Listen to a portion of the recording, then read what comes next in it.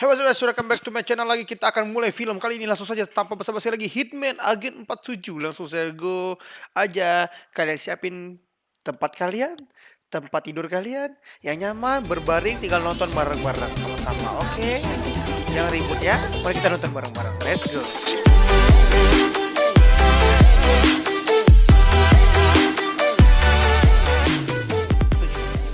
Diawali dengan sebuah narasi yang menerangkan sebuah penelitian yang diawali pada tahun 1967, di mana ada seorang ilmuwan yang mencoba menciptakan mesin pembunuh yang sempurna. Eksperimen itu berhasil dan subjek yang berhasil tersebut dinamakan agent. Mereka, para agen ini adalah manusia yang tidak memiliki rasa takut, emosi, dan penyesalan. Namun karena banyaknya korban yang berjatuhan dan banyak oknum yang menyalahgunakan agen tersebut, sang ilmuwan merasa menyesal dan akhirnya dia menghancurkan semua penelitiannya. Si ilmuwan dan para agen sendiri menghilang entah kemana. Masalahnya adalah ada seorang pria bernama Antoine yang mencoba melakukan penelitian tersebut dengan tujuan untuk menciptakan mesin pembunuh seperti agen dan akan digunakan untuk kepentingan pribadi. Tapi karena dia selalu gagal, maka jalan satu-satunya adalah dengan mencari si ilmuwan untuk menanyakan langsung apa rahasia penelitian tersebut.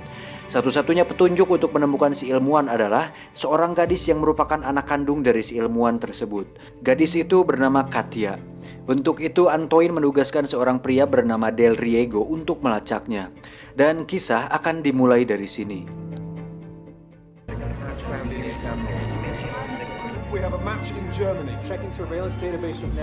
Setelah Del Riego berhasil melacak lokasi Katia, tiba-tiba terjadi sabotase yang menyebabkan Del Riego harus dievakuasi. Di tengah perjalanan, semua mobil anak buahnya hancur oleh bom dan senjata yang sepertinya sudah diatur sebelumnya.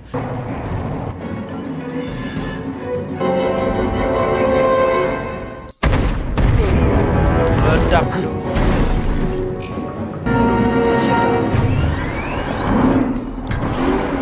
Saat berhasil masuk bunker pribadinya, dia pun menyuruh operator untuk melihat situasi. Namun tak diduga, para operator itu sudah tewas. Dan kedua anak buahnya pun tewas juga. Dan ternyata, itu semua dilakukan oleh hanya satu orang pria dan orang itu adalah Agent 47. Oh, 47. Oh, belakangnya. Oke. Where is Katya Landis?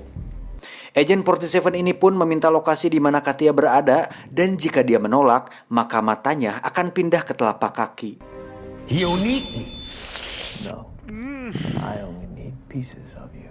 Setelah berhasil mendapatkan lokasi Katia, Agent 47 pun pergi. Del Riego sendiri tewas oleh bom otomatis saat dirinya akan mengambil senjata.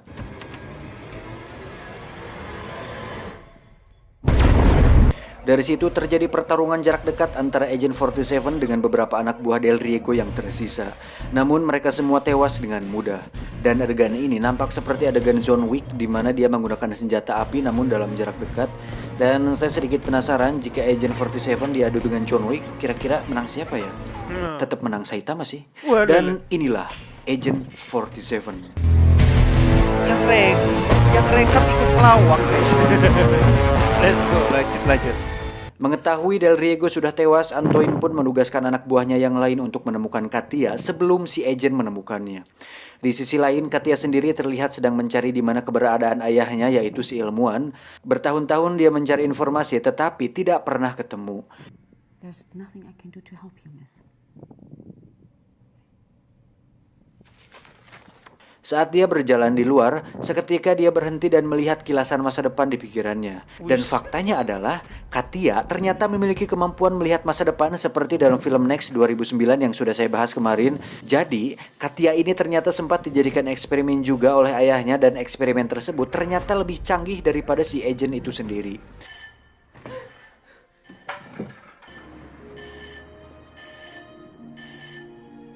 Di sisi lain, Agent 47 terlihat sedang memasuki kamar hotel untuk istirahat. Terlihat dari tas yang dia bawa, isinya adalah bermacam senjata api yang nampak seperti senjata mahal milik John Wick. John Wick mulu anjir, susah cuy karakter kuat John Wick sebagai pembunuh bayaran kayaknya udah terlalu kuat gitu. Setelah melakukan identifikasi wajah secara otomatis, Agent 47 pun memutuskan untuk istirahat.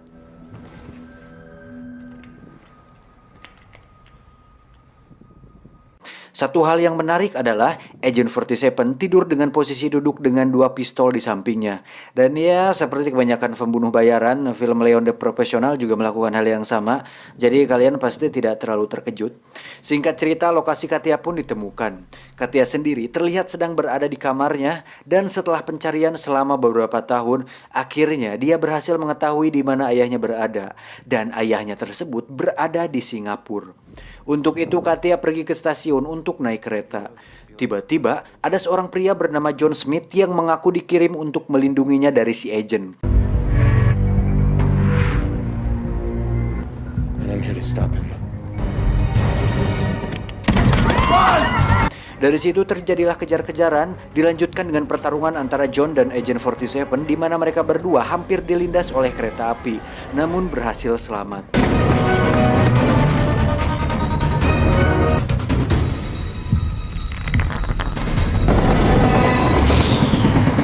Setelah berada di mobil, mereka pun memutuskan untuk kabur. Namun, Agent 47 tidak menyerah begitu saja. We've been sent to protect. Astaga. Lalu, John dan Katia pun memutuskan untuk kabur dengan berjalan kaki. Di situ John bercerita bahwa dirinya bekerja pada sebuah perusahaan bernama Sindikat Internasional dan tugasnya adalah untuk melindungi Katia dari Agent 47. Setelah tidak ada pilihan lain, John dan Katia pun memutuskan untuk masuk ke gedung kedutaan dan terpaksa harus ditangkap oleh pihak keamanan di sana.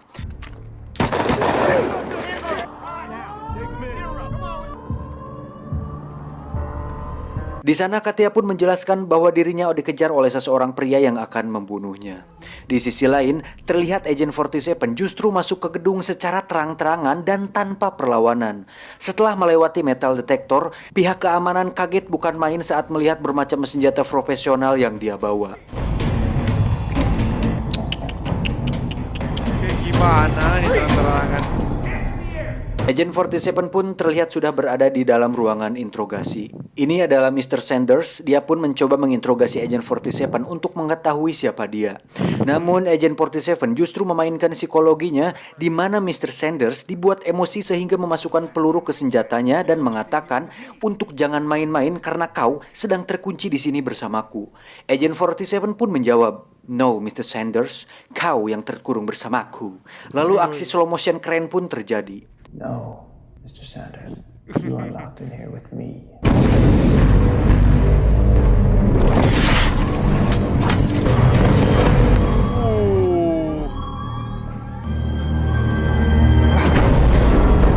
Di sisi lain, John dan Katia pun berhasil kabur.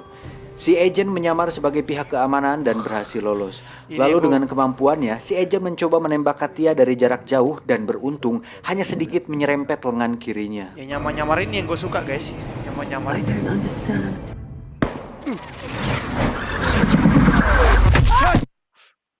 Tiba di hotel, John pun menceritakan bahwa dia menemukan berkas-berkas ayahnya di kantornya dulu. Di situ tertulis bahwa ayahnya berhasil mengubah Katia sejak kecil dengan menyuntikkan serum khusus yang ternyata itulah penyebab Katia memiliki kemampuan untuk bisa melihat masa depan walaupun hanya 2 menit. Tak lama telepon pun berdering, tiba-tiba si agent masuk dan menembak John. Katia pun dipukul hingga pingsan dan sadar-sadar sudah terikat di sebuah kursi. Di sinilah fakta sebenarnya akan terungkap bahwa si agent tidak bermaksud membunuh Katia, tetapi justru menyelamatkannya.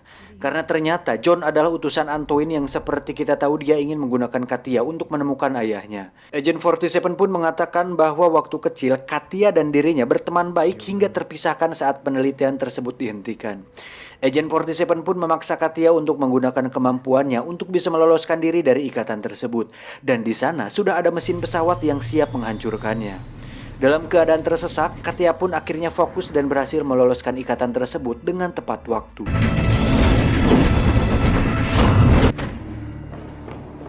That took you too long. What am I? You're the same as me, only better. Selesai dengan itu, mereka berdua pun dikepung oleh anak buah Antoine. Dan yang mengejutkan adalah John Smith ternyata masih hidup. Hello, Katia. I want you to know I'm a big fan of your work, 47. It's an honor to meet a legend.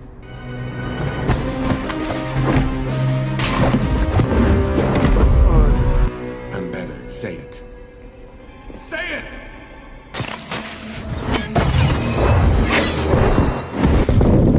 Setelah berhasil lolos, Agent 47 pun mengatakan bahwa John Smith adalah hasil percobaan dari perusahaan sindikat profesional di mana tubuhnya dilapisi oleh titanium cair yang ditanam di bawah kulit sehingga tubuhnya kebal terhadap peluru dan benda tajam.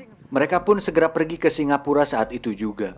Di sisi lain, Antoine pun mendesak agar John secepatnya menangkap Katia dan segera mendapatkannya kembali.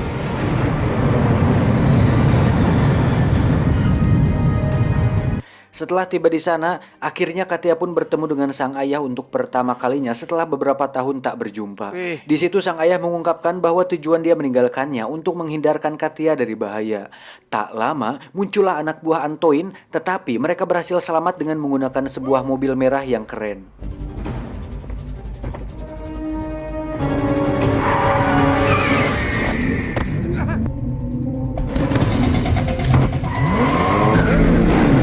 What do they want?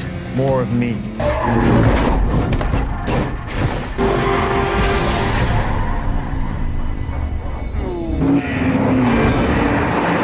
Wah. Anjir filmnya. I want all units on station. We take them in the city. Dari situ terjadi kejar-kejaran di antara mereka hingga sampai ke pusat kota. Namun para anak buah Antoine melesatkan tali kawat untuk mengikat mobil yang dikendarai mereka hingga mobilnya selip di tempat.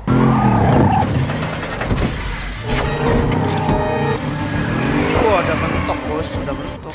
Agent 47 pun turun dari mobil lalu menembaki mereka semua.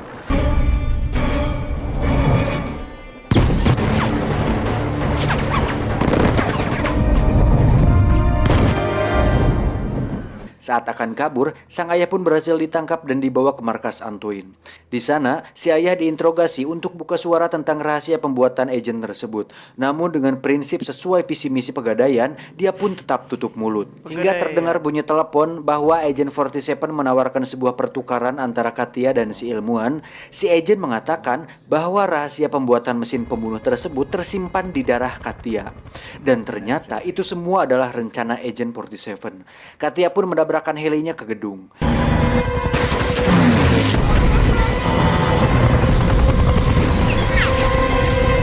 Saat Antoine akan diamankan, Agent 47 terlihat sudah berada di sana. Kembali terjadi pertarungan antara John Smith dan si agent. Dengan tubuh titaniumnya, membuat Agent 47 sedikit kesulitan mengalahkannya. Namun ternyata ada satu kelemahan, yaitu listrik. Si agent pun membuat John Smith tersetrum.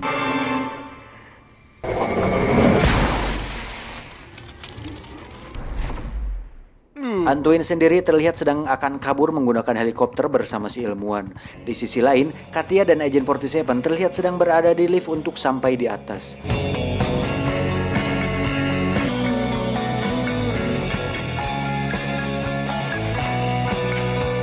Saat sampai, mereka berdua langsung menghabisi anak buah Antoine. Namun ayahnya berhasil dibawa kabur oleh Antoine.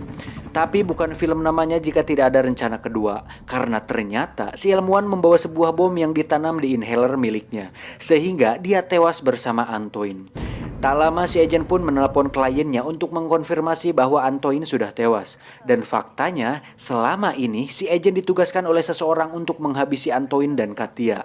Tetapi karena si agent masih punya hati, dia pun membuang ponselnya dan melanggar tugasnya. Tanpa mereka sadari, si atasan tersebut mengirim seorang agent yang lain untuk membunuh Katia dan Agent 47. Dan agent lain tersebut adalah Agent 48 yang merupakan cloning dari Agent 47 yang sudah ditingkatkan. Alamak. Dan fakta menariknya adalah masih banyak lagi agen-agen dengan kemampuan seperti dirinya sesuai urutan nomor barcode di belakang kepalanya. Tamat.